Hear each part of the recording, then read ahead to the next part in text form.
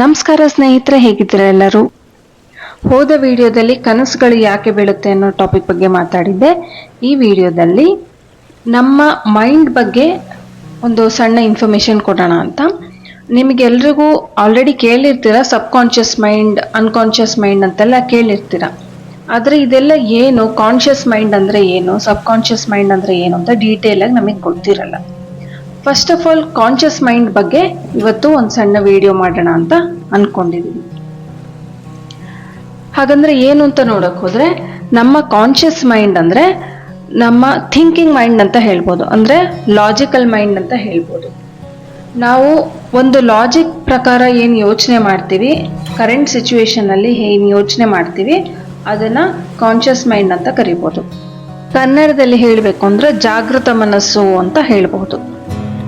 ನಿಮ್ಮ ಜಾಗೃತ ಮನಸ್ಸಿನ ಕೆಲಸ ಏನು ಅಂದ್ರೆ, ನಿಮ್ಮ ಸುತ್ತಲಿನ ಪರಿಸರನ ಅನಲೈಸ್ ಮಾಡೋದು, ಅಂದ್ರೆ ನೋಡಿ ಕೇಳಿ ನೀವೇನು ತಿಳ್ಕೊತಾ ಇದ್ದೀರಾ ಅದನ್ನ ಅನಲೈಸ್ ಮಾಡೋದು, ಮತ್ತು ಕರೆಂಟ್ ಮೂಮೆಂಟ್ ಅಲ್ಲಿ ನೀವು ಏನು ಡಿಸಿಷನ್ ತಗೋಬೇಕು ಅನ್ನೋದನ್ನ ಅದು ಅನಲೈಸ್ ಮಾಡುತ್ತೆ. ನಾನೊಂದು ಸಣ್ಣ ಎಕ್ಸಾಂಪಲ್ ಕೊಟ್ಟು ಹೇಳ್ತೀನಿ. ಒಂದು ಸಣ್ಣ ಸಿಚುವೇಶನ್ ನೋಡೋಣ. ಫಾರ್ ಎಕ್ಸಾಂಪಲ್, ನೀವು ರೋಡ್ ಕ್ರಾಸ್ ಮಾಡ್ತಾ ಇರ್ತೀರಾ. ರೋಡ್ ಕ್ರಾಸ್ ಮಾಡ್ಬೇಕಾದ್ರೆ ಫಸ್ಟ್ ನೀವೇನು ಮಾಡ್ತೀರಾ, ನಿಮ್ಮ ಸೆನ್ಸ್ ಆರ್ಗನ್ಸ್ನ ಫಸ್ಟು ಅಬ್ಸರ್ವ್ ಮಾಡ್ತೀರಾ. ಅಂದರೆ ನೀವು ಕೇಳಿಸ್ಕೊಂಡು ನೋಡಿ ನಿಮ್ಗೆ ಏನು ತಿಳ್ಕೊತಾ ಇದ್ದೀರಾ ನಿಮ್ಮ ಸುತ್ತಲೂ, ಅದನ್ನು ಫಸ್ಟು ಅನಲೈಸ್ ಮಾಡ್ತೀರಾ. ಅಂದರೆ ನೀವು ರೋಡಲ್ಲಿ ಫಸ್ಟ್ ಅಕ್ಕಪಕ್ಕ ನೋಡ್ತೀರಾ, ಯಾವುದಾದ್ರೂ ವೆಹಿಕಲ್ಸ್ ಬರ್ತಾ ಇದೆಯಾ ಇಲ್ವಾ ಅಂತ. ಅದನ್ನು ಅನಲೈಸ್ ಮಾಡಾದ್ಮೇಲೆ ಯಾವುದಾದ್ರೂ ವೆಹಿಕಲ್ ಬರ್ತಾ ಇದ್ರೆ ಒಂದು ಹೆಜ್ಜೆ ಹಿಂದೆ ಸರಿತೀರಾ. ನೀವು ಹಿಂದೆ ಸರ್ಕೋಬೇಕು ಅಂತ ಯಾಕೆ ಡಿಸೈಡ್ ಮಾಡಿದ್ರಿ? ಆ ವೆಹಿಕಲ್ ಎಷ್ಟು ಸ್ಪೀಡಲ್ಲಿ ಬರ್ತಾ ಇದೆ, ನಾನು ಹೋಗೋ ಸ್ಪೀಡಿಗೂ ಆ ವೆಹಿಕಲ್ ಹೋಗೋ ಸ್ಪೀಡಿಗೂ ಯಾವ ರೀತಿ ಇದೆ ಅನ್ನೋದನ್ನ ನೀವು ಅನಲೈಸ್ ಮಾಡಿದ್ರೆ, ಲಾಜಿಕಲ್ ಮೈಂಡ್ ಅನಲೈಸ್ ಮಾಡ್ತು.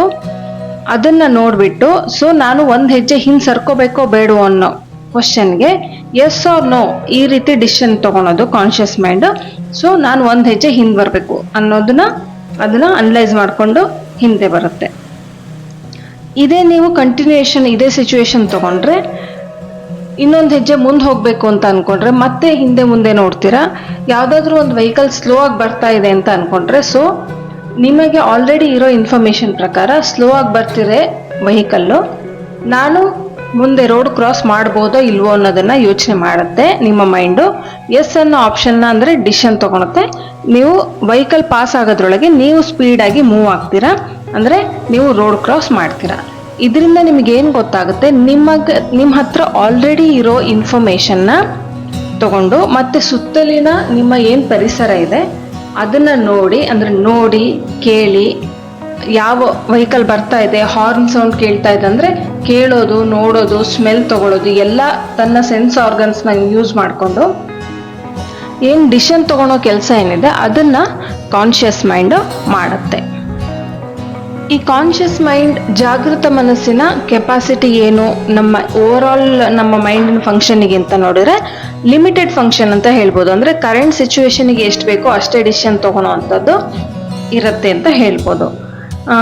ಅಂದರೆ ಶಾರ್ಟ್ ಟರ್ಮ್ ಮೆಮೊರಿ ಇರುತ್ತೆ, ಕಂಪ್ಲೀಟ್ ಮೆಮೊರಿನ ಇದು ಯೂಸ್ ಮಾಡ್ಕೊಳ್ಳಲ್ಲ. ಅಂದರೆ ನಮ್ಮ ಮೆಮೊರಿ ಯಾವಾಗ ಯಾವ್ದು ಬೇಕು ಅನ್ನೋದು ನಮ್ಮ ಸಬ್ ಕಾನ್ಷಿಯಸ್ ಮೈಂಡು ಮತ್ತು ಕಾನ್ಷಿಯಸ್ ಮೈಂಡು ಎರಡು ಕಮ್ಯುನಿಕೇಟ್ ಮಾಡ್ಕೊಳುತ್ತೆ, ಅಂದರೆ ನಮ್ಮ ಮೆಮೊರಿನ ಯೂಸ್ ಮಾಡ್ಕೊಳುತ್ತೆ. ಆದರೆ ನಮ್ಮ ಕಾನ್ಷಿಯಸ್ ಮೈಂಡ್ ಏನಿದೆ, ಜಾಗೃತ ಮನಸ್ಸೇನಿದೆ, ತಕ್ಷಣಕ್ಕೆ ಬೇಕಾದಂಥ ಲಾಜಿಕ್ ಅಥವಾ ಕ್ಯಾಲ್ಕುಲೇಷನ್ ಏನಿದೆ ಅದನ್ನ ಮಾತ್ರ ಮಾಡುತ್ತೆ. ನಿಮಗೆ ಆಲ್ರೆಡಿ ಗೊತ್ತಿರುವಂಥ ಇನ್ಫಾರ್ಮೇಶನ್ ಅನಲೈಸ್ ಮಾಡುತ್ತೆ ಮತ್ತು ಸುತ್ತಲಿನ ಪರಿಸರವನ್ನು ಮಾತ್ರ ಅನಲೈಸ್ ಮಾಡ್ಕೊಳೋವಂಥದ್ದು. ಸೊ ಇದನ್ನ ಕಾನ್ಷಿಯಸ್ ಮತ್ತು ಸಬ್ ಕಾನ್ಷಿಯಸ್ ಮೈಂಡ್ ಬಗ್ಗೆ ತುಂಬ ಸ್ಟಡೀಸ್ ನಡೆದಿದೆ, ಎರಡು ಯಾವ ರೀತಿ ಕೆಲಸ ಮಾಡುತ್ತೆ ಅನ್ನೋದು ಸೈಕಾಲಜಿಯಲ್ಲಿ.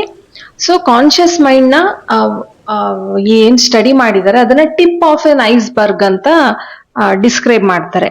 ಏನು, ನಮ್ಮ ಮೈಂಡ್ ಅನ್ನೋದು ಮೇಲೆ ತುದಿ ಮಾತ್ರ ಕಾಣುವುದು ಅದು ಕಾನ್ಷಿಯಸ್ ಮೈಂಡ್, ಅಂದ್ರೆ ಜಾಗೃತ ಮನಸ್ಸು ತುದಿ ಮಾತ್ರ ಕಾಣುವಂಥದ್ದು.